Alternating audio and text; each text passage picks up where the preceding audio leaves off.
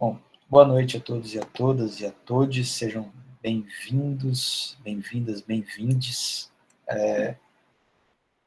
para mais uma aula de filosofia, curso de matemática, né? Onde nós temos como meta, nosso objetivo, é tentar fazer essa aproximação entre a filosofia e a matemática. Né? Bom, na primeira aula vocês já perceberam que Pitágoras teve uma grande influência no pensamento socrático-platônico. Hoje eu vou tentar me desvencilhar um pouco de Pitágoras, mas demonstrar como algumas questões ali pitagóricas ainda se refletem em Platão e talvez em Aristóteles também, eu acho que sim, mas que esses caminhos e respostas que tanto Platão quanto Aristóteles vão encontrar são diferentes, justamente por tentar superar o famoso problema do uno e do múltiplo. O que é o problema do uno e do múltiplo? É justamente o problema que permeia os pré-socráticos, quando os mesmos queriam dizer assim, tudo é uma coisa só ou tudo está em permanente mudança. Né? Como responder isso? Né?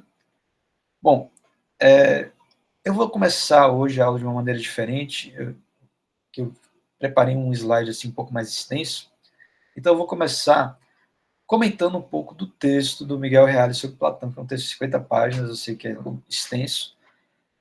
Da mesma maneira que da outra vez, eu não vou utilizar o texto todo, mas utilizar pelo menos umas 30 páginas, e observar alguns momentos em que eu acho que são, vamos dizer assim, importantes aqui nesse texto, né? Que na verdade vai dar umas 20 e poucas, né? Porque tem também essas primeiras páginas aqui que são. Bom, aqui, logo no início do texto, eu quis salientar essa questão mais biográfica de Platão, né? O fato que ele fez várias viagens para a Itália, para Siracusa, né? Onde ele tentou, com a ajuda de alguns governantes como Dion, né?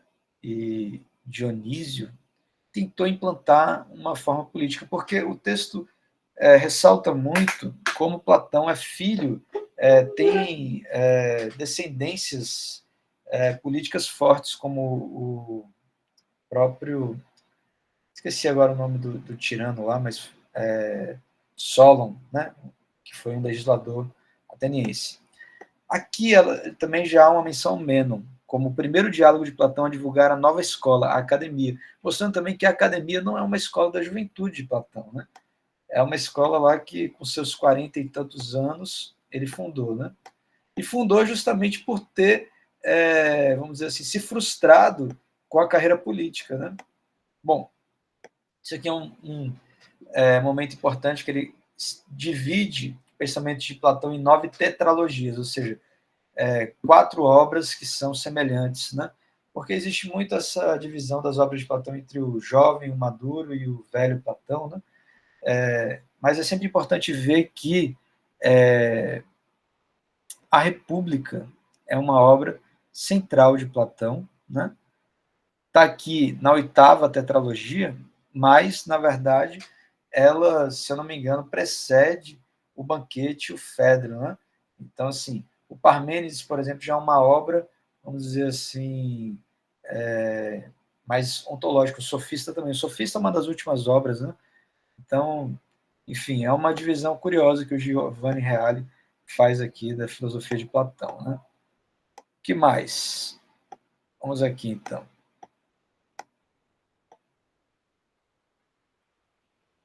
Outros pontos aqui interessantes, né?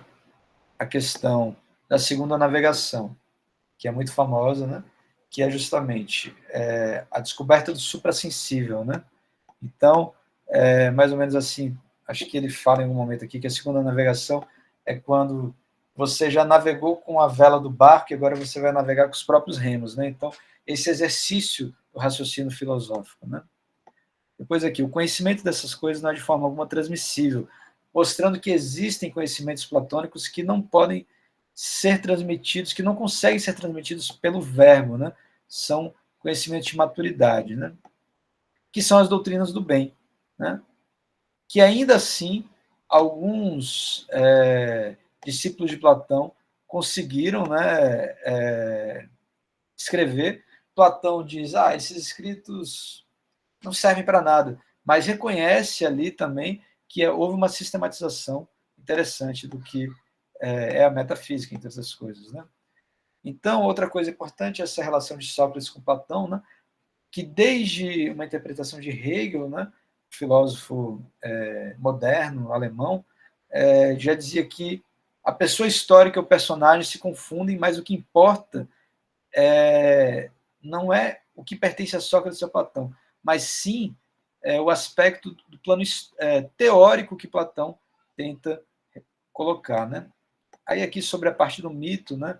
Também o próprio Hegel fala que quando ele viu no mito platônico um obstáculo ao pensamento, uma certa imaturidade do logos, ou seja, da razão.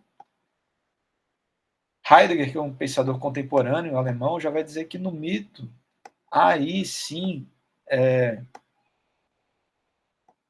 uma expressão mais autêntica do pensamento platônico. De fato, o logos capta o ser, mas não a vida. Assim, o mito vinha colaborar exatamente com a explicação da vida que o logos não tinha condições de captar, né? Então, o mito também fala através da fé, da crença, né, de outros aspectos da vida, né? Então, aqui, ó, a segunda navegação na antiga linguagem dos homens do mar, segunda navegação se dizia daquela que se realizava quando cessado o vento e não funcionando mais as velas, se recorria aos remos, né? Então, isso que a gente pode ver aqui da segunda navegação. Deixa eu ver aqui outros aspectos importantes aqui, ó, ainda da segunda navegação. Fala aqui. E não é verdade, talvez, que enquanto podes viver, tocar, perceber com outros sentidos corpóreos essas coisas mutáveis, já aquelas que permanecem sempre idênticas, ao contrário, por nenhum outro meio podem ser captadas senão através do raciocínio puro e da mente, porquanto são mais invisíveis que não podem ser colhidas pela vista. Então, falando justamente das ideias, né, que não são colhidas pelo sentido, né? O que diz é absolutamente verdade. Admitamos, portanto, se quiserdes duas espécies de seres, uma visível e outra invisível, admitamos, e que o invisível permaneça sempre na mesma condição e que o visível não permaneça jamais na mesma condição. Admitamos isso também, né? Então, a imersão dessa ideia, né, de que existem ideias também que nos leva ao que Platão vai dizer que assim, o que é em si e por si, por si ou para si, o belo em si, o bem em si, isso é a ideia, né? Aquilo que não precisa de coisa nenhuma outra, né? Aquilo que é imutável, aquilo que é em si. Mas Platão foi muito criticado, né?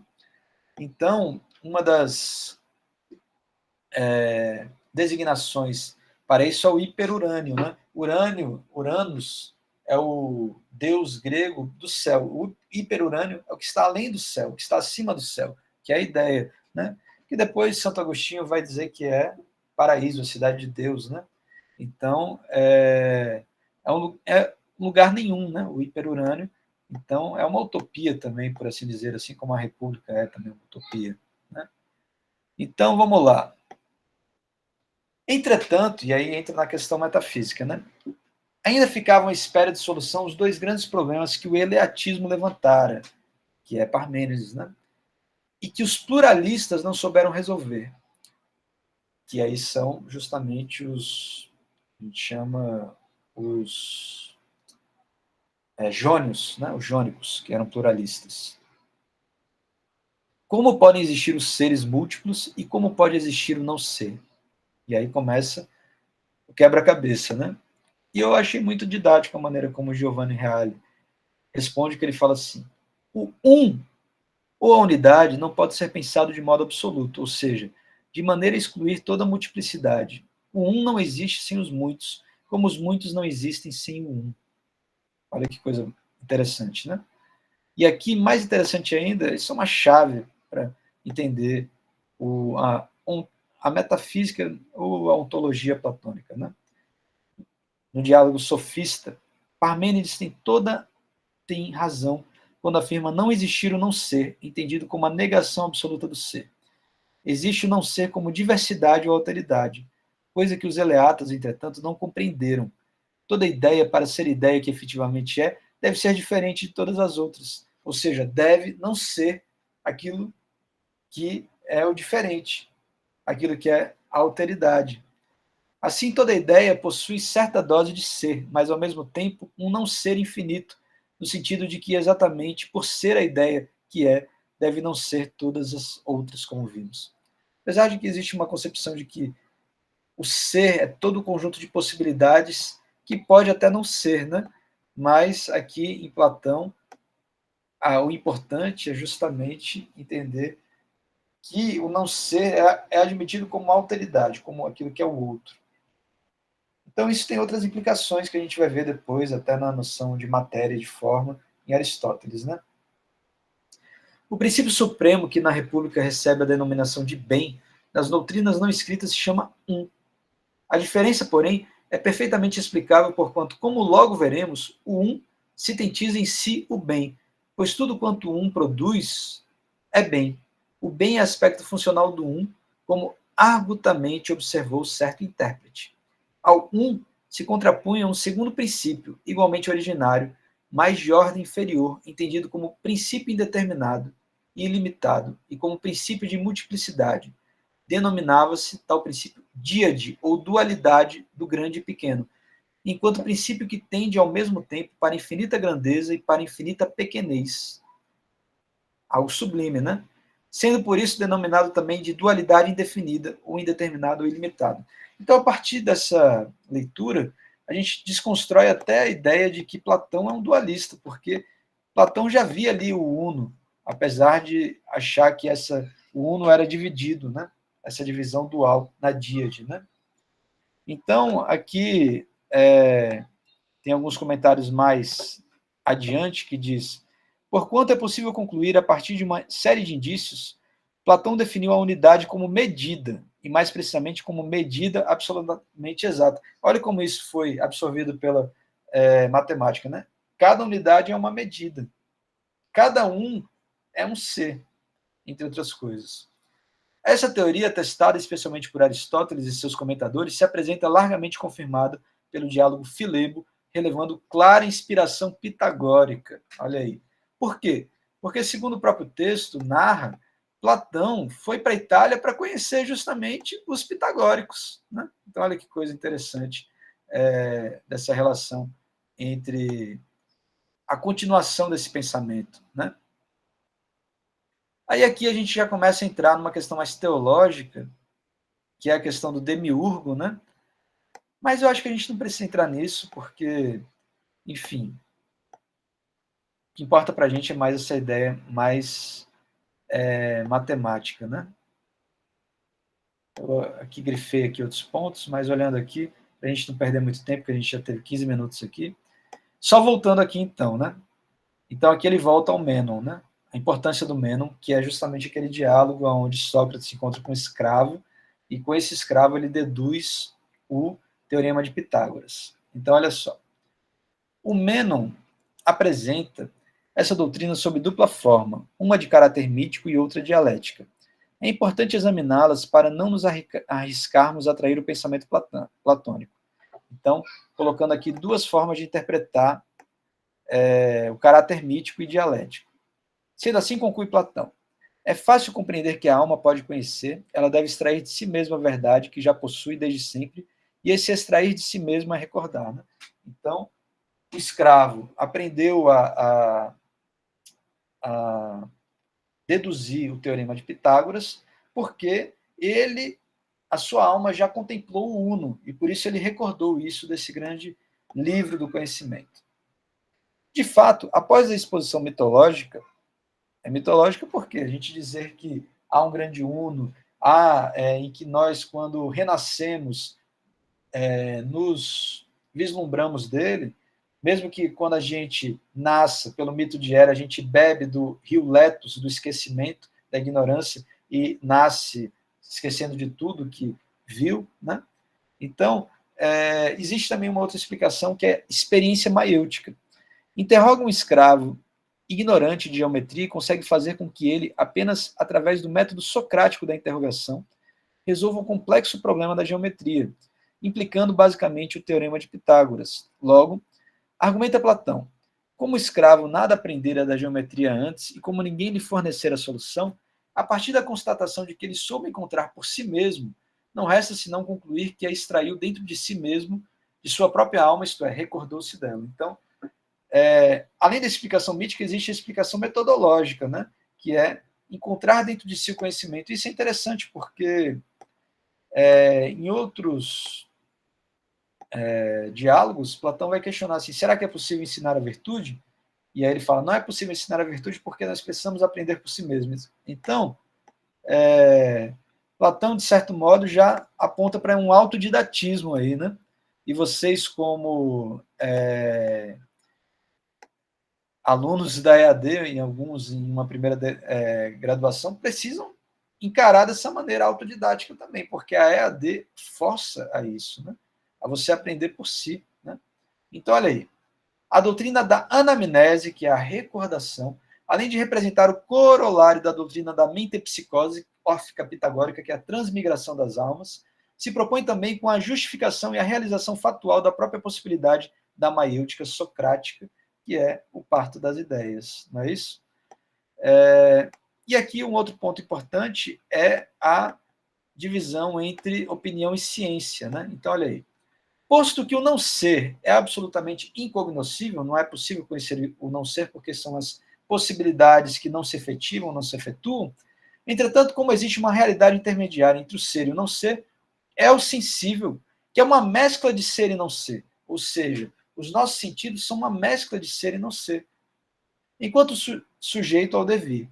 Platão acaba por concluir que também desse intermediário existe um conhecimento igualmente intermediário entre ciência e ignorância, um tipo de conhecimento que não se identifica com conhecimento verdadeiro, cujo nome é opinião, ou doxa, né? Então, ciência não é opinião. Porque se ciência fosse opinião, qualquer um poderia opinar e estar certo de sua opinião. Mas a ciência é um conjunto de teorias que se formam de maneira a se tornar leis, né? Bom, e aqui também ele fala um pouco mais sobre o amor, que é algo muito interessante também, o amor platônico, né? Como essa nostalgia do absoluto, essa nostalgia de se recordar das coisas que nós contemplamos, né? Bom, então é importante a gente fazer aquela velha pergunta, né? Tudo bem, vocês estão entendendo? Se alguém quiser fazer alguma pergunta, fique à vontade, ok? Que eu agora vou passar a uma exposição agora mais sintética e continuando tentando aprofundar essa questão da matemática, ok? Então, vamos lá, eu vou compartilhar aqui esse slide, que agora a gente vai pegar o bonde, né, para falar de Platão e depois de Aristóteles, e se for o caso, depois eu comento um pouco aquele segundo texto que eu coloquei ali para vocês, né? Então, aí, Platão e o mundo das ideias. Vamos lá.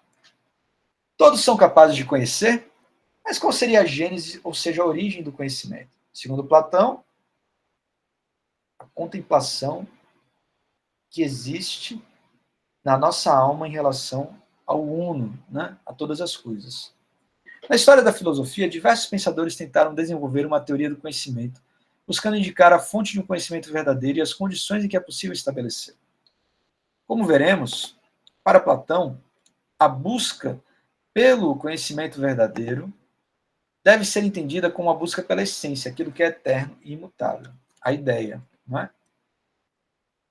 Falaremos agora, então, de um sujeito de ombros largos ou de uma testa larga, segundo o Giovanni Reale, que vem inspirar toda a filosofia ocidental. Aristóteles, mais conhecido como Platão, viveu 80 anos em média. O maior discípulo de Sócrates, o qual vem ser o personagem de suas obras.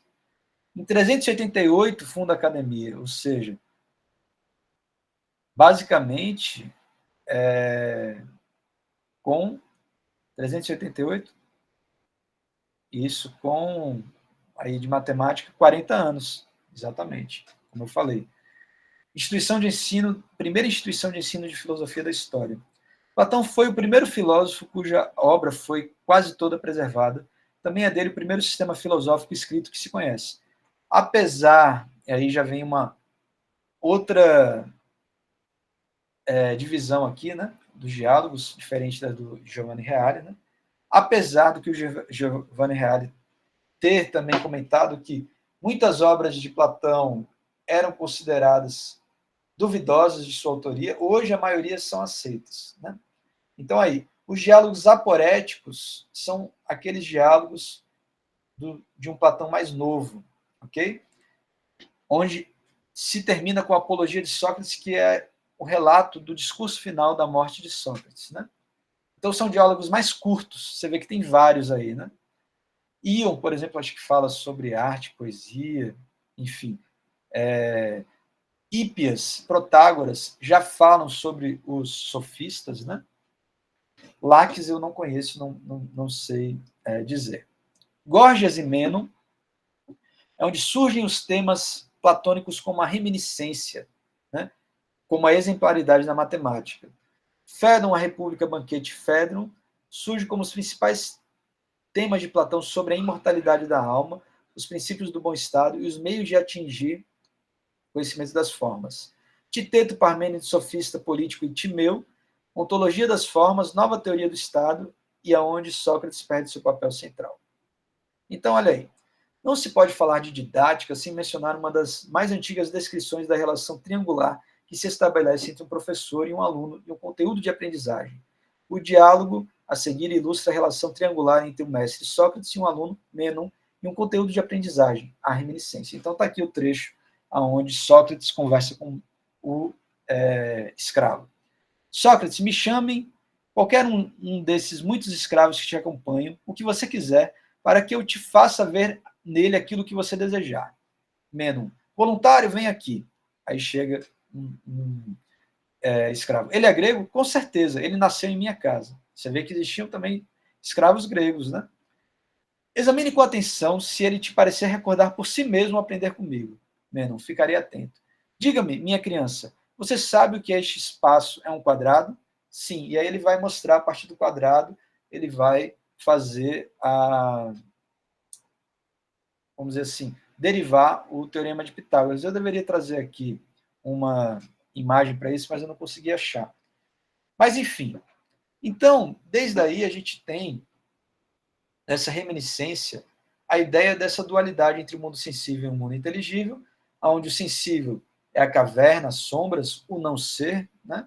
E o inteligível, a luz, o conhecimento, as ideias. O sensível é o corpo, com características contrárias à alma na sua imperfeição, e o mundo inteligível é a alma que possibilita acessos ao inteligível, ao imutável e ao imortal. Então, agora eu pego aqui alguns comentadores para falarmos um pouco da alma e depois nos voltarmos novamente para a matemática. De repente, nos deparamos com uma nova e surpreendente ideia acerca da alma, ou ao menos acerca da alma racional. Até agora, a alma humana, cuja imortalidade ele havia tentado demonstrar, quer pensemos nela como a parte racional ou como todas as três partes, era tida como imaterial. Agora falamos de uma alma que é inequivocamente apenas racional e que é cuidadosamente descrita como nem absolutamente material, como uma forma, nem absolutamente material, como um objeto dos sentidos, mas como algo peculiar e intermediário entre os dois. Não sabemos por que Platão fez esse movimento, mas suponho que ele tenha percebido que o princípio da semelhança, o símile, né, ao qual ele havia subscrito por todo o tempo, no Timeu, cairia por terra se ele realmente pensasse que objetos imateriais pudessem diretamente influenciar objetos materiais e vice-versa. Isso só poderia ser atingido e o princípio da semelhança salvaguardado se houvesse um intermediário que compartilhasse ambas as características de algum modo, o que nos permitiria dizer que, num sentido mínimo pelo menos, o símile realmente havia influenciado o símile. Ou seja, o igual influencia o igual porque o igual é formal. Pode não ser uma resposta satisfatória, mas é algum tipo de resposta para uma dificuldade significativa enfrentada pelo que os livros chamam de dualismo inocente. Achar que Platão é um dualista inocente e não perceber que a forma é uma unidade, né? Deve-se também notar que a alma do mundo é pura razão. Não há outras partes nela, como havia na alma humana descrita na República. Ela é também infinita, uma vez moldada pelo demiurgo, e continua a existir para sempre, assim como todo o universo que ele molda, mesmo que somente por seu fiat, seu fazer, para sempre. Então, o demiurgo é aquela parte ali da teologia que eu acabei passando para não demorar tanto, mas é porque justamente Platão entende que tudo é um uno vivo, mas que as coisas só foram formadas por uma inteligência, que é influenciada por essa ideia de que uma inteligência, que seria Deus ou Demiurgo, teria, ou os deuses também, e aí fica uma questão também polêmica que o próprio Giovanni Reale coloca, né? A importância deste movimento para a mudança da visão de Platão acerca da imortalidade da alma humana logo se torna aparente. Platão descreveu como demiurgo após moldar as almas das estrelas e dos planetas e criou a parte racional das almas humanas, deixando aos seus deuses cortes que criassem as duas partes inferiores. Esta parte racional da alma humana, como a do mundo, é infinita, e as duas partes inferiores da alma, que é a parte concupiscente e a parte irascível, unidas como são as sensações corpóreas, vêm com um corpo particular e são destruídas com ele. Então está aí a alma inteligível logisticon, é o governo, tumoiedes, a defesa, epitometicon, a produção. Né? Olha aí que beleza que é a filosofia grega. Né? Então, olha aí, ainda sobre a alma. Existe uma alma do mundo, que é matemática, musical, astronômica. Existem elementos componentes da natureza, como átomos e a geometria. Existe a alma humana, que se vale de tudo isso para a sua fisiologia e psicologia. Então, muito interessante, né? O que Aristóteles falou sobre Platão nesse sentido? Platão, com efeito, tendo sido desde jovem amigo de Crátilo e seguidor das doutrinas heraclianas de Heráclito, segundo as quais todas as coisas sensíveis estão em contínuo fluxo e das quais não se pode fazer ciência, manteve posteriormente essas convicções. Por sua vez, Sócrates ocupa-se de questões éticas e não da natureza em sua totalidade, mas buscava o universal no âmbito daquelas questões, tendo sido o primeiro a fixar a atenção nas definições. Ora, Platão aceitou essa doutrina socrática, mas acreditou, por causa da convicção acolhida dos heraclitianos, que as definições se referissem a outras realidades e não às realidades sensíveis.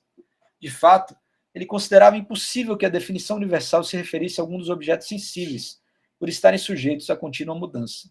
Então ele chamou essas outras realidades ideias, afirmando que os sensíveis existem ao lado delas e delas recebem seus nomes. Com efeito, a pluralidade das coisas sensíveis que têm o mesmo nome das formas existe por participação, metexis, nas formas. No que se refere à participação, a única inovação de Platão foi o nome. De fato, os pitagóricos dizem que os seres subsistem por imitação, mimesis, né? Ou a símiles, dos números. Platão, ao invés de por participação, mudando apenas o nome, de todo modo, tanto uns como o outro, descuidaram igualmente de indicar o que significa participação e imitação das formas. Ademais, ele afirma que, além dos sensíveis e das formas, existem os entes matemáticos intermediários entre uns e as outras, que diferem dos sensíveis por serem imóveis e eternos e das formas por existirem muito semelhantes. Enquanto cada forma é única e individual, portanto, posto que as formas são causas das outras coisas, Platão considerou os elementos constitutivos das formas como elementos de todos os seres. Como elemento material das formas, ele punha o grande e o pequeno, e como causa formal, o um. O grande e o pequeno é a díade, né? De fato, considerava-se que as formas e os números derivassem por participação do grande e do pequeno no um. Então, aí, algumas glossários aí. Horus, horismo, limites, definição. Dizer que uma coisa é. Método dialético. Dividir assim por gêneros e não tomar por outra uma forma que é a mesma, nem pela mesma uma forma que é outra. Não é essa, como diríamos, a obra da ciência dialética. Né? Então, a dialética e essas grandes espécies, grandes classes, grandes categorias de semelhança, mudança, repouso, ser, de semelhança, singularidade, desigualdade, diferença, multiplicidade, o mesmo. O ser o mesmo e a diferença como não ser. Então, algo interessante também a se falar de Platão. Em sua descrição, Platão fala dos números como medidas que correspondem aos comprimentos de uma única longa faixa de material da alma. Devemos imaginá-los como colocados em uma fila de intervalos que atendam a esses comprimentos na ordem 1, 2, 3, 4, 8, 9, 27. Os intervalos são, é claro, de comprimentos variados. Eles serão preenchidos com números adicionais até que finalmente se obtenha uma série que represente as notas musicais em intervalos de um tom ou semitom. Essas notas podem, para fins de ilustração, ser tomadas como correspondente às notas brancas consecutivas do piano e cobrindo um espectro de 4 oitavas e de uma sexta maior. Esse compasso é determinado tão somente pela decisão de encerrar a série com 27, que é o cubo de 3. Né? Então, olha aí, algumas explicações matemáticas para a escala. Né? Então, também, a escala cromática, né? Também, que diz que é todos os tons e semitons, o espectro luminoso como exemplo usado no Filebo de continuidade e descontinuidade. Então, vamos lá. O que são as coisas, então? Para Platão, existem as coisas absolutas, que são por si mesmas, as coisas que não exigem explicação alguma, como o homem, o cavalo e os outros animais, pois para entender o que são essas coisas não há necessidade de explicações. E as coisas que são relativas, que são em relação a outra coisa. As coisas chamadas relativas necessitam de alguma explicação, como aquilo que é maior que outra coisa, ou mais rápido que outra coisa, ou mais belo, ou menor, e assim por diante. De fato, a maior pressupõe um menor e o mais veloz é mais veloz que o outro. Então, as absolutas são o uno e as relativas são as díades. Né? Então, olha aí. Note-se que, a respeito com o uso completo do em grego, não corresponde à existência no sentido moderno. Dizemos que cavalos existem enquanto objetos imaginários, como Pégaso, e não existem, ou como Pégaso não existem. Na interpretação proposta, qualquer coisa que possa ser descrita existe, assim o Pégaso existe, posto que podemos descrevê-lo como um cavalo alado. Por outro lado, o que não é nada absolutamente, isto é, indescritível. Então, o não ser é o que não se pode descrever. Mas essas possibilidades que a gente pode descrever, como um Pégaso, como um cavalo com asas, ele é ser também. Então, olha aí. No sofista, o existe e é o mesmo que. O não existe e é diferente. Né? Então, como não há proposições verdadeiras afirmando que alguma forma não existe, resta o sentido é o mesmo que para a existência. De qualquer forma, podemos dizer que ela existe, que ela é uma forma que ela própria tem identidade, que ela é diferente de qualquer outra forma. No sofista, existe, que é o toon, ousia, ou substância, significa que algo participa da existência e não significa a essência ou substância no sentido aristotélico. Então, existe um sentido absoluto, que é existir, e existe um sentido incompleto, que é a predicação e a identidade. O mar é o azul, o mar é o mar. No grego clássico não havia um verbo existir em separado e a existência era expressa por meio do verbo ser. Então aí, voltando. O princípio do uno é o princípio da unidade que faz as coisas serem definidas e determinadas.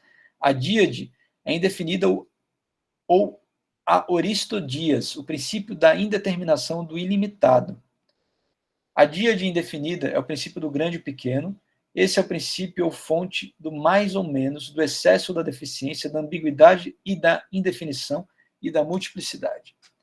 Então aí, a geração de tudo se dá pelo uno e pela díade, das formas e da realidade. O uno atua sobre a díade, dando limite ao informe, ao individuado. Né? É como se fosse justamente o demiurgo agindo sobre a pluralidade. As coisas, isto é, retirando-as da mistura onde estão indefinidas. Sobre todo ser está a mistura do uno e da díade. E aí passamos a dizer o que é a definição, então, que Sócrates e Platão começam a praticar na filosofia através das essências. Né? Definir é o dizer o que uma coisa é. De um ponto de vista muito geral, a definição equivale à delimitação, isto é, a indicação dos fins ou limites conceituais de um ente com respeito aos demais. Logo, ao definirmos e dizermos o que uma coisa é, estamos também dizendo o que ela não é. Então, Determinatio, do latim, é marcar o fim ou a fronteira de algo. Horus, limite ou definição. Definitio se completa, completamente limitar. Sócrates e Platão teriam sido os primeiros filósofos a dar relevância ao tema da definição. Aristóteles falando sobre Sócrates. São as duas coisas que, de legítimo direito, se poderiam atribuir a Sócrates: os raciocínios indutivos e as definições do universal. Ambos referem-se ao princípio da ciência e à base lógica da ciência. Segundo Platão, o objetivo de Sócrates com a definição era alcançar o que importa, o universal. Eu ia em procura de uma só virtude e eis que encontro um enxame. E tomando esta imagem do enxame, se te perguntar qual é a natureza das abelhas, responder-me-ás que há muitas abelhas e de muitas espécies. Mas se te perguntar depois em que as abelhas não diferem entre si e são todas abelhas, e do mesmo modo as virtudes, pois, apesar de serem muitas e de muitas espécies, não obstante brilhem todas elas a mesma ideia, pela qual são virtudes. Supõe que alguém te pergunte, o que é a figura? Nós nos encontramos sempre com muitas causas, mas não desejo isto, pois essas múltiplas figuras, embora contrárias entre si, tu dizes que são todas figuras, e quero saber o seguinte, o que é que chama de figuras? Não compreende o que procuro, o que há de igual no redondo e no reto, e em todas as outras figuras que dizes. Então, aí, continuando, Sócrates e Platão, então, dando relevância à definição, a eles se deve uma tese que exerceu grande influência, a de uma definição universal de uma realidade se leva a cabo por meio de divisões, de aireses, de todas as realidades de acordo com as correspondentes propriedades essenciais de cada classe de realidade considerada. Assim, definir uma entidade consiste em considerar a classe a qual ela pertence e colocá-la em um determinado nível na hierarquia, ao mesmo tempo ontológica e lógica, de realidades. Esse nível acha-se determinado por dois elementos de caráter lógico, o gênero próximo e a diferença específica. Daí a fórmula tradicional. A definição se faz pelo gênero próximo e a diferença específica. Como no exemplo clássico, se a definição de homem for animal racional, é porque o gênero mais próximo ao qual pertence o homem é o gênero animal. E dentro dele, o que o distingue, a sua diferença, limita em relação aos outros seres e que pertencem no mesmo gênero animal é sua espécie de racional. Então, olha aí. Disso também se desvela a taxonomia moderna da botânica, segundo Linneu, né? De colocar essa pirâmide entre espécie, gênero, família, ordem, classe, filo, reino, né? O reino como o que há de mais genérico, né? Mas o gênero e a espécie como aquilo que vai justamente distinguir e assemelhar um ser aos outros. E aqui nesse quadradinho aqui, não sei se dá para aumentar, não dá, né? Aqui tem aquela velha, então, definição que o indivíduo, Sócrates, pertence à espécie homem e ao termo maior que é o gênero mortal. Nós, então, estamos... tá aqui, ó. Nesse silogismo, se todos são homens são mortais, Sócrates é homem, logo Sócrates é mortal. A teoria dos conjuntos aí atuando, né? Então, termo menor é Sócrates, termo médio homem, e o termo maior mortal, aonde a gente pode ver justamente entre a lógica e essa teoria dos conjuntos, se eu digo assim, se todo A é B, C é A. Logo, C é B. Não é isso? Não sei se vocês conhecem, mas a gente vai falar disso depois em Aristóteles. E agora, meio que para a gente concluir aqui essa parte matemática de Platão, o bem para Platão é, em primeiro lugar, e com mais evidência, a finalidade ou alvo da vida, o objeto supremo de todo desígnio e toda aspiração. Em segundo lugar, e mais surpreendentemente, é a condição do conhecimento e o que torna o mundo inteligível e o espírito inteligente. E em terceiro, último e mais importante lugar, é a causa criadora que sustenta todo o mundo e tudo que ele contém, aquilo que dá a tudo o mais a sua própria existência. Por quê? Porque a própria noção de ideia em Platão ainda pode ser sinônimo de bem. Ele falava mais em bem do que em ideia. Então vamos lá agora. Uma ideia autêntica da linha dividida reflete essa tensão enquanto linha, dá ênfase à continuidade entre os domínios superior e inferior, enquanto dividida, e estabelece entre eles uma separação para o conseguir por esse duplo processo. Platão necessita de explicar a afinidade entre o par de seções da linha em termos que exprimam tanto o parentesco como a diferença. Daí que Platão recorra à afinidade entre o original e sua semelhança ou imagem. Imagem aí tida ainda no âmbito do sensível. Nos termos de Platão, as coisas deste mundo possuem uma realidade mais substancial que seus reflexos. O meu reflexo depende de mim quanto à sua existência, mas não vice-versa. Constitui um objeto mais fiável de conhecimento do que o meu reflexo. Os espelhos podem deformar minha aparência e não podem dar-me indicação de coisas como meu peso. No entanto, não é de negar a semelhança entre nós. Já a matemática pertence ao domínio do conhecimento, porque as verdades que ela descobre não dizem respeito aos objetos da experiência sensorial. Saber que 7 cadeiras, quando acrescentadas a um grupo de 5, formam um novo grupo de 12, não é conhecer algo acerca das cadeiras, mas acerca da propriedade dos números que são entendidas e não vistas. Então, olha aí. Nicolas Papa atribui a Platão uma premissa implícita. Cada nível de conhecimento requer o correspondente nível de realidade no objeto do conhecimento, ou, em outra formulação, o que Platão afirma não é que cada nível de realidade implica exatamente um nível de cognição correspondente, mas que cada nível admite, quando muito, um dado nível de cognição. Para Platão, há diferentes modos de tratamento de um mesmo objeto, e, portanto, que um único objeto pode provocar diferentes estados da alma em diferentes observadores. Então, dentro dessa perspectiva, dessa polissemia, como dividir, então, o conhecimento entre o que é fantasia, o que é evolução, o que é harmonia, né? E aí está a divisão da linha que Platão coloca, né? Dos mundos inteligíveis e mundos visíveis, aonde a doxa, que é a opinião, é pistes e eicasia, ou seja, crença e imagem, e no objeto o mundo e o imaginário desse mundo. E a episteme, que é o conhecimento, é dianoia e noesis, né?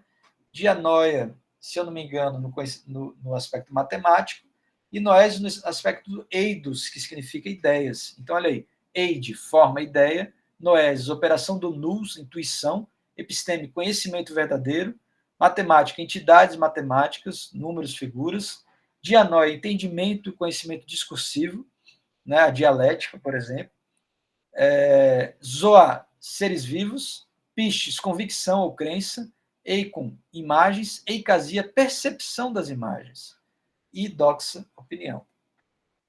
Então vamos passar agora para Aristóteles. A apresentação está mais leve, né? Porque Platão, eu acho que é de fato mais profundo, e até a sua própria relação com a matemática, né? E aí vamos então entender para Platão o que é a metafísica, né? Talvez antes de ver Platão, eu poderia comentar um pouco também aquela nossa, um pouco antes de ver Aristóteles, aquela nossa apostila que eu coloquei para vocês lerem, que eu achei bem didática, né? Que está, se eu não me engano, deixa eu ver aqui onde é que está essa apostila. Eu tinha aberto ela. Não é essa. É que está a apostila. Ah, está aqui. Filosofia e ciência. Aqui. Então vamos lá. Deixa eu ocultar essa barra lateral. É uma apostila assim, curiosa, que fala, por exemplo, aqui dos principais temas trabalhados sobre a metafísica e a física aristotélica estão no livro 1 e 2 da Física, e os livros 1 e 4 da Metafísica e o De Anima, né? Onde tem já uma espécie mais psicológica de Aristóteles. Né? Aí fala o seguinte, Aristóteles aponta nesse capítulo, né, para a necessidade de uma decisão quanto à classificação dos princípios. No seu entender, não é possível afirmar que os princípios são simultaneamente uno e múltiplo. É a diferença entre Platão, que é dialético, e Aristóteles, que não. Aristóteles não é dialético, ele é lógico, porque a lógica ela não admite o princípio ela não admite o princípio da contradição, tal qual a dialética. Né? A lógica, ou uma coisa é una ou ela é múltipla, ela não pode ser una e múltipla ao mesmo tempo, ou é finita ou infinita, ou é certo ou é errado, ou é verdadeiro ou é falso. Né? Isso é a base para a ciência. Né? Para Aristóteles, alguns físicos elaboraram suas argumentações com base em um único princípio, que é o substrato da matéria. Contudo, eles admitem, a partir do substrato único, engendramentos que os fazem múltiplos e contrários, pois são os contrários que permitem os engendramentos. Então, o que ele está dizendo aqui é que os pré-socráticos conseguiram, vamos dizer assim, entender a causa material das coisas, mas não conseguiram entender a causa formal, porque é a forma que garante à matéria o ser essencial para oferecer a sua definição. Então, olha aí, os antigos, como escreveu Aristóteles, procurando explicar a existência física do mundo, teriam considerado apenas a causa material em sua formação, ao passo que Aristóteles aponta a existência de outras três, a eficiente, a formal e a final, e as quatro causas seriam os sentidos de responder à pergunta por que uma coisa é o que é, e encontrar o que é primeiro em algo é conhecer o que lhe é próprio, seus atributos essenciais, opostamente aos atributos acidentais. Então, a causa material, formal, eficiente final, como eu já comentei na aula, na apresentação, é justamente aquilo pelo qual a matéria é composta, mas que ela por si só não pode ser o que ela é, ela precisa de uma causa eficiente para ser. Né? A madeira por si só não vira uma mesa, ela precisa de alguém que o transforme em mesa. Né? A causa formal é a forma da mesa e a causa final é para que ela vai se servir. Então, os comentadores dizem que a causa eficiente e a final são as causas mais importantes. Né? Então, está comentando aqui que já os pitagóricos e os platônicos são vistos por Aristóteles como os que primeiramente pressentiram a causa formal. Os pitagóricos, por exemplo, pensaram que os elementos dos números fossem também os elementos de todos os seres. Já os platônicos supuseram como causa algo dado em outras realidades e que não podia ser encontrado em algo sensível, que é a ideia. Né? Desse modo, a metafísica é o conhecimento que pressupõe o fundamento como princípio primeiro, uma causa não causada que causa tudo. Né? Bom, então aqui eu acho importante também esse glossário, onde vai falar da substância, né? O substrato último que já não é predicado de coisa alguma, a essência cuja fórmula é uma definição e é também chamada substância de cada coisa. Né? E a forma é a ideia e também a figura. A forma é a natureza da relação que existe entre os termos aos quais ela se aplica. A abstração feita pelos próprios termos. Né? Bom, então aqui tem algumas outras coisas sobre já essa relação entre forma e ideia no âmbito da linguagem, onde ele vai falar sobre a teoria da significação, criticando os sofistas, dizendo que, para os sofistas, tudo que é significado existe. Para Aristóteles, existe uma relação de distância entre o signo e o significado, né? E essa distância é justamente para preservar o ser das coisas. Então tem aí a teoria da significação, o símbolo, o signo, é o vaso, é o que dá sentido ali, o signo, a palavra é o que dá sentido às coisas, mas ela não existe por si. Ela precisa do significado que é a imagem, né? A essência daquilo que está sendo representado através dos signos. Né? E aqui tem uma parte aqui mais falando que para ser racional é preciso falar, comunicar, dar sentido à linguagem das coisas, porque senão você não é nem humano. Né? E como as pessoas familiarizadas com o poder significativo das palavras acabam sendo vítimas de falsos raciocínios através das falácias, dos sofismas, né? Que é algo que vai ser comentado agora aqui novamente na nossa apresentação. Né? Então, vamos lá. Voltando, então, aqui para a apresentação do slide, agora já um pouco mais sintético, né? Em relação à questão da linguagem, a matemática da língua, né? Que é a lógica. Vamos, então, aqui. O que é a metafísica? A investigação das causas primeiras, do ser enquanto ser, é a ciência que serve de fundamento para todas as outras. Né? A metafísica cabe em três estudos: a do ser divino, que é a teologia do motor imóvel, ato puro; a dos primeiros princípios e causas primeiras de todos os seres; Aristóteles se preocupa com a constituição primeira de todos os seres, e essa preocupação consiste no fato de que Aristóteles deseja fundamentar sua filosofia, assim como Platão, das propriedades e atributos gerais e categorias de todos os seres. Esse estudo nos permite determinar a essência ou a substância particular de um ser particular. Essa substância é o substrato que possui todas as qualidades e os atributos, as categorias necessárias de um ser. Né? Então, a substância se divide em categorias que vão dar substrato à sua forma, vão dar explicação a ela. Aí a diferença entre essência e acidente. Né? A substância, ela se divide entre essência e acidente. A substância, enquanto essência, é a unidade interna e indissolúvel entre uma matéria e uma forma, unidade que lhe dá um conjunto de propriedades ou atributos que a fazem ser necessariamente aquilo que é. É o que dá universalidade ao ser. O homem é um animal racional? É a essência, porque por essência mortal e racional, dotado de vontade, gerado por outros semelhantes. Já o acidente é a propriedade ou atributo que uma coisa pode ter ou deixar de ter sem perder seu próprio ser. É o que é particular ao ser. O que não modifica a essência do ser, mas dá uma particularidade, dá uma aparência. O acidente é a aparência da essência. Enquanto, para Platão, as aparências eram ideias falsas, mimeses, para Aristóteles, a aparência é fundamental para o conhecimento da relação entre matéria e forma. Por quê? Todas as coisas são compostas de matéria e forma. Não há matéria sem forma e forma sem matéria. Não há separação entre essas duas coisas. Não existe o mundo das ideias, tal qual Platão tinha dito. Matéria é o elemento de que as coisas são feitas e forma é o que individualiza as coisas de maneira que todo ser tende a tornar atual a forma que tem em si como potência. Então, olha aí. A forma é a individualidade que vai sendo atualizada até se tornar aquilo que ela é. Aí tem aquele velho problema do ato da potência e do ovo e da galinha, né? Então, olha só. Potência é o que está contido numa matéria e pode vir a existir. Ok? Ato é a atualidade da matéria e a atualização da potência.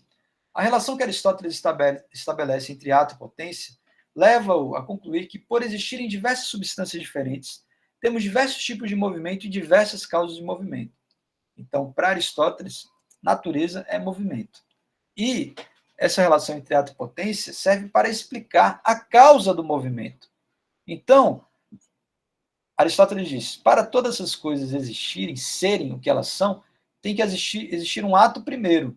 Depois elas vão existir em potência que tenta se atualizar. Mas é o ato primeiro que é a essência formal das coisas que são o que são. E com isso ele responde à questão do ovo e da galinha. Por quê? A potência é ovo ou galinha? É ovo, né? Porque ela tem potência de se transformar naquilo que ela é. E a galinha é ato. Se o ato veio primeiro, então a galinha tem que ter vindo,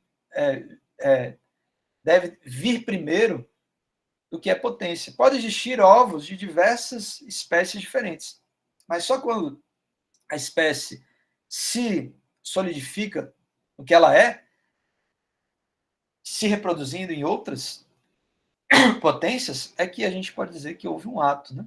Então é interessante isso no âmbito da teoria da evolução. Então, voltando aqui à teoria das quatro causas, como a gente já falou, são as causas que explicam o que é a essência, sua origem, o motivo de sua existência, levando em conta a forma e não só a matéria, e levando em conta aquilo que faz ela o que ela é e a finalidade que ela deve ter. Né? Então é por isso que existem as teorias das quatro causas, ainda que elas sejam consideradas antiquadas hoje. Né? Assim também como a própria taxonomia aristotélica também é considerada antiquada. Né? A taxonomia dos seres vivos. E agora entramos, então, nas noções de lógica, que é a matemática da linguagem, né? Inaugurada por Aristóteles. Então, para classificar os conhecimentos, Aristóteles vai dizer que existem conhecimentos teoréticos, ciências estritamente teóricas que não se preocupam com a aplicação prática, como a filosofia, a matemática e a física. Olha aí, vocês têm algo em comum com a filosofia, vocês não se preocupam com a prática. Né? Existem os conhecimentos práticos que visam dar uma aplicação prática ao teórico, como a ética. Existem os saberes e conhecimentos produtivos relativos à produção humana, como a agricultura, o artesanato. E o que é a lógica? Segundo Aristóteles, a lógica não estava incluída em nenhuma das classificações acima, pois a mesma deve ser um instrumento para todas as outras ciências, tanto a matemática, quanto a prática da ética, quanto vamos dizer assim, a manualidade das ciências da agricultura, né, e manuais. Então, o conjunto das obras lógicas de Aristóteles chama-se organum, que em grego significa instrumento. A lógica é um instrumento. Mas existem características da lógica, tanto instrumentais como instrumentos do pensamento, formais, preocupadas apenas com a forma pura do pensamento e com sua estrutura, a expressão do pensamento pela linguagem, propedêutica, aonde devemos conhecer antes de formar o pensamento, pois ela é a base de todo o pensamento. Nos IFES, a gente costuma dizer que existem disciplinas propedêuticas, justamente que são aquelas que são a base para conhecer as questões técnicas, e a lógica normativa, que fornece leis, princípios, regras para todo o pensamento. Além disso, temos a doutrina da prova, onde a gente vai provar se algo é verdadeiro ou falso através da lógica, estabelece as condições e os fundamentos necessários de todas as demonstrações, permite verificar se o resultado do pensamento é verdadeiro ou falso, geral e temporal, de forma do pensamento, seus princípios e leis não dependerem de tempo e lugar, nem das pessoas, pois são universais. Ok? Então, como exprimimos um pensamento de forma lógica? O nosso pensamento nada mais é do que a expressão de juízo sobre as coisas, desde uma teoria mais complexa até uma simples descrição dos objetos. Exprimimos nossos pensamentos por meio da linguagem. Para Aristóteles, a nossa linguagem nada mais é do que uma conexão de proposições. A essa conexão de proposições, Aristóteles chama silogismo as proposições bem encadeadas de modo a serem válidas, mas não necessariamente verdadeiras. Uma proposição é composta por termos ou categorias sinônimos, né? E o que são esses termos ou categorias? O ser pode ser dito de várias maneiras ou categorias. Termos ou categorias são palavras que servem para categorizar ou designar uma coisa. É aquilo que o nosso pensamento capta imediatamente, sem necessidade de demonstração. Dizer, por exemplo, o céu é azul, né? É dar um termo ou categoria ao céu, né? Mas Aristóteles chega a classificar as categorias, como a gente viu ali, que é uma classificação das categorias que está ligada à noção maior, média e menor, e não tanto essa noção biológica de gênero, espécie individual, né? Então, olha aí, o gênero é a extensão maior, a compreensão, mais uma compreensão menor. Então, o animal é uma extensão grande, existem muitos animais, mas a compreensão é pequena. A espécie é uma extensão média, tem uma compreensão média. O homem, o homem, ele é uma extensão grande, mas dentro do silogismo ali do homem animal racional, ela é média, né? E a individual, que é o particular. Então, gênero, espécie e a particularidade, que é a extensão menor com a compreensão maior, que é Sócrates, né? Quais são os princípios fundamentais da lógica? A proposição está submetida a três princípios fundamentais. O princípio da identidade, um ser é sempre idêntico a si mesmo. O princípio da não contradição, que é o mais importante deles. É impossível que um ser seja e não seja idêntico a si mesmo e ao mesmo tempo e na mesma relação. É impossível ser há e não há. E o princípio do terceiro excluído. Das duas proposições com o mesmo sujeito e o mesmo predicado, uma afirmativa e outra negativa, uma delas é necessariamente verdadeira e a outra necessariamente falsa.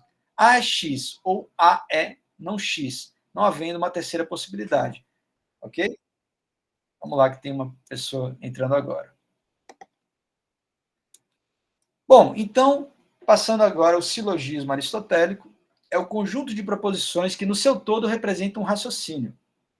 Essa inovação de pensamento, implementada por Aristóteles, serviu como fundamento de todas as ciências.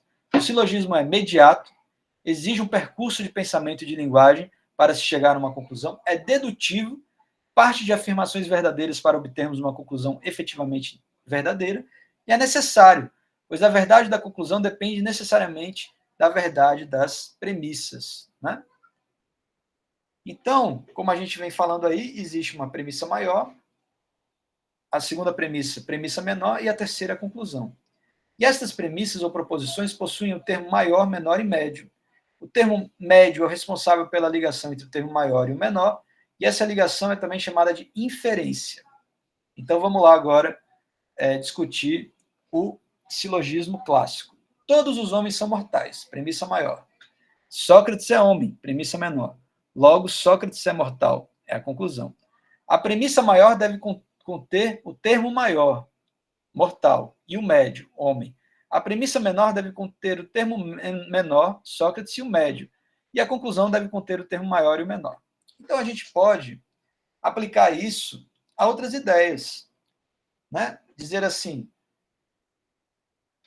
vou fazer uma brincadeira aqui. Todo brasileiro é inteligente. Eu sou brasileiro, logo eu sou inteligente. Olha aí. É um argumento válido. Ele é verdadeiro? Não necessariamente, não quer dizer que eu seja inteligente. Né? Eu posso utilizar essa validade para falar coisas falsas e dizer assim, vamos lá, todo brasileiro é preguiçoso. José é preguiçoso. Não, José é brasileiro, logo José é preguiçoso. Né? Já começa aí, né? Dizer que todo brasileiro é preguiçoso é um preconceito, né? Enfim. Então a gente vê que dá para falar coisas lógicas, encadeadas e bonitinhas, mas dá para falar muita besteira também com o silogismo. Então aí um outro exemplo. Nenhum anjo é mortal. Miguel é anjo. Logo, Miguel não é mortal. O que isso faz vocês entenderem?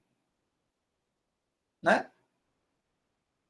É algo bem abstrato, mas utilizando o exemplo do silogismo está correto, porque tem aí um universal, um particular e a síntese, a inferência entre o universal e o particular. Agora a gente pode também deduzir a partir disso ideias, né? Eu posso dizer assim,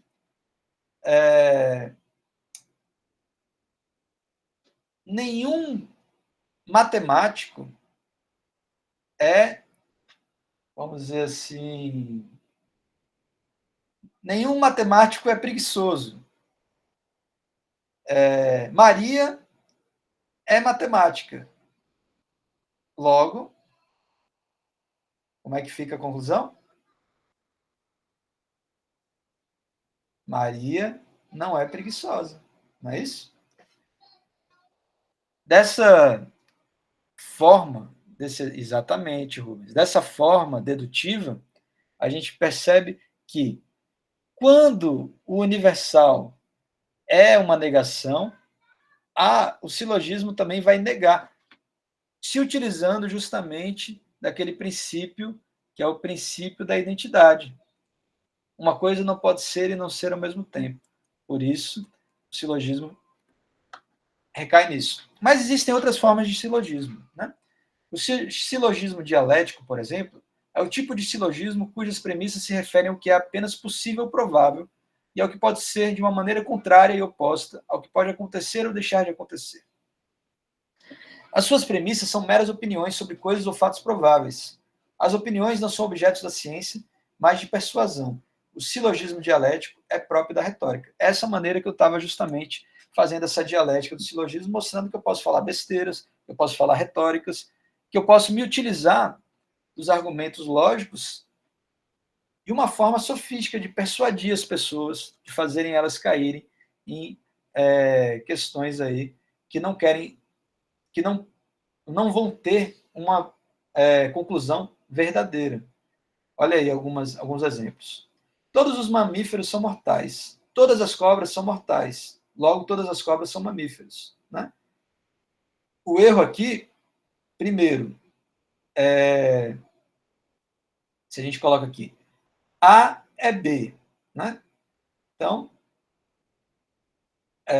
aqui está correto esse daqui. Mas aqui, todas já começa um erro. Algumas. Cobras são mortais? Sim. Logo, alguma cobra é mamífero? Aí não. Aí teria assim que ser. Vamos lá. Todo A é B. C é A.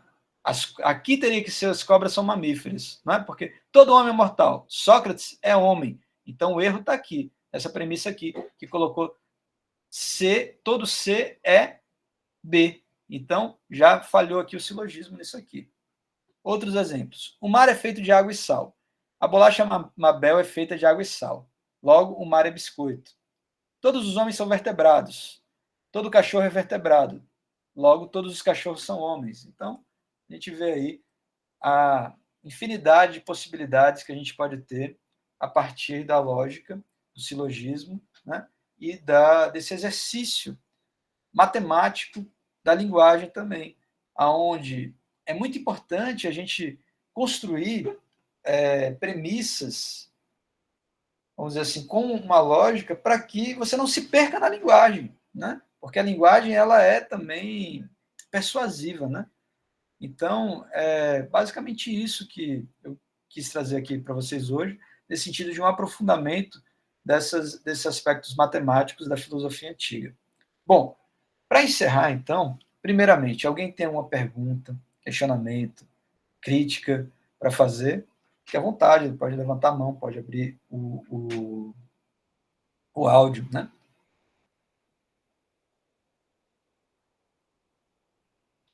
Bom, então, para encerrar agora, o que eu vou fazer? Eu vou mostrar para vocês que agora a gente vai passar a uma outra etapa do nosso curso, que é a etapa da filosofia política, ok? Eu posso comentar também que, como eu posso dizer assim, de Aristóteles até o fim da Idade Medieval, isso continua a ser discutido por milênios, né? Com algumas exceções dos alquimistas que começaram a fazer outros usos da relação, do entendimento da matéria, como algo de uma psicologia, de algo de um ânima, né? Ok? Então, agora, no fim da Idade Medieval, a política passa a ser o foco dessa relação que vai nos levar à sociologia, né? Então, é algo interessante. E aí, para a gente entender de política, é importante a gente entender da atualidade. E a gente está vivendo um momento histórico de uma profusão muito grande de ideias e de coisas. Então, vejam bem, eu coloquei aqui a seguinte orientação para a terceira semana, que pode começar desde hoje. Criar um jornal filosófico dos fatos políticos, registrando diariamente pelo menos três notícias, vou até editar aqui, uma internacional, uma nacional e uma regional. Então vamos lá, deixa eu editar aqui, não ficou muito bom. Então vou colocar aqui os fatos políticos durante 2 semanas, tá? Uma internacional, uma nacional e uma regional. Ok? Apontando as fontes da informação e criando um resumo com sua interpretação crítica e filosófica, de acordo com o modelo do template abaixo. Aí eu dou a instrução, eu vou colocar aqui mostrar aqui como é que funciona o template, tá? Então, olha só. Aqui tem o template do Google, chama Google Apresentação, né? Vocês vão vir aqui em arquivo e vão colocar aqui fazer uma cópia de toda a apresentação. Aqui tem um exemplo ó, do jornal, tá vendo? Jornal Filosófico, 1º de novembro. Isso aqui foram, na verdade, notícias anteriores, né? Então, esse template aí você vem aqui e coloca aqui, por exemplo, novo slide. Vai ficar em branco, né? Mas a dica é, coloca aqui, duplicar slide, tá vendo? Aí você vai conseguindo colocar aqui, você seleciona, escreve aqui um texto, coloca aqui a fonte, por exemplo, Folha de São Paulo. Ou coloca aqui, por exemplo, G1. Ou coloca aqui Jornal da Band. Enfim, vocês podem fazer isso de acordo com o que vocês gostam de acompanhar, né? UOL, Jornal da Band, por exemplo, enfim. E aí vocês vão fazendo, né, durante 2 semanas, né, sem contar os fins de semana. Não precisa colocar aqui os fins de semana. Vou colocar essa observação aqui, voltando aqui na atividade. E aí, fazendo de segunda a quinta, então vai dar 10 páginas com 3 notícias, 30 notícias, tá? Basicamente é isso, né? E aí vocês podem começar ou a partir de hoje, ou a partir de amanhã, ou a partir de depois de amanhã. Amanhã é feriado, né? Então, enfim, vocês podem ficar tranquilos.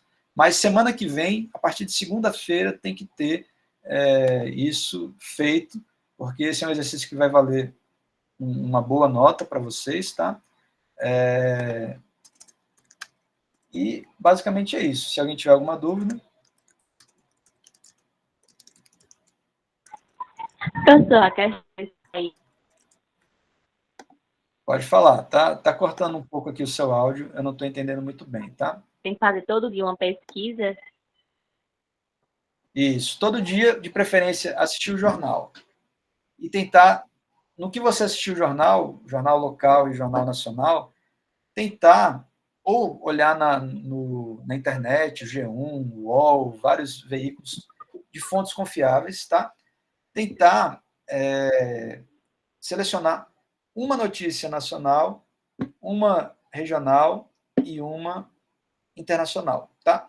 Você pode fazer como eu posso dizer assim, José Roberto, pode fazer pelos jornais impressos não, assim, virtuais. Se eu venho aqui, ó, por exemplo, aqui, eu gosto muito do UOL. Todo dia eu vejo as notícias do UOL. Não sei se vocês têm esse hábito, mas às vezes tem o hábito de ver o G1. Para que isso? É para exercitar o olhar crítico da atualidade através da filosofia. Isso é uma das atividades propostas. Essa semana não teve atividade, mas a próxima semana vai ter, ok? Então, eu posso até, se você acha muito difícil, botar só por 5 dias, mas aí tem que fazer, tá? Pode fazer, se você está com dificuldade de fazer no template, faz são pelo menos 3 notícias, uma internacional, uma nacional e uma regional, ok? Vocês podem fazer, como eu posso dizer assim, no Word e tal. Semana que vem eu vou colocar lá a atividade para vocês lançarem esse exercício, tá bom? Que deve ser, então, vamos fazer então só com uma semana, até sexta-feira. Mas é importante a gente ter essa visão crítica. A disciplina de filosofia e sociologia. Então, a gente não pode só filosofar, a gente tem que também notícias políticas, preferencialmente, tá? Agrineilson. Notícias políticas, eu acho que são mais importantes. Mas se, por exemplo, você só teve uma notícia política, você pode ver outras notícias, mas assim, vai colocar lá, hoje o Corinthians ganhou do Palmeiras, porque eu não quero saber disso, né? Eu quero saber de coisas que tenham a ver exatamente, Ingrid. 5 dias, porque durante o fim de semana não precisa fazer, tá? Vocês estão liberados aí, mas durante a semana, sim. Durante a semana é importante a gente se informar, né? Inclusive, agora a gente vai encerrar aqui a aula, porque está passando o jornal. Aí vocês já vão lá assistir o jornal e já começam a tentar por lá, tá bom? A fazer o exercício. É isso, pessoal. Muito obrigado, tá bom? Peço desculpas se é algo diferente para vocês, mas muitas vezes essa diferença é que vai fazer a diferença na nossa visão das coisas, né? Então, um pouquinho de dificuldade é bom e a gente vê que existe uma profundidade na filosofia que, enfim, é um exercício também, né? Esse exercício, essa profundidade, ok? Então, pessoal, vou encerrar a gravação aqui. Boa noite a todos, a todas, a todes.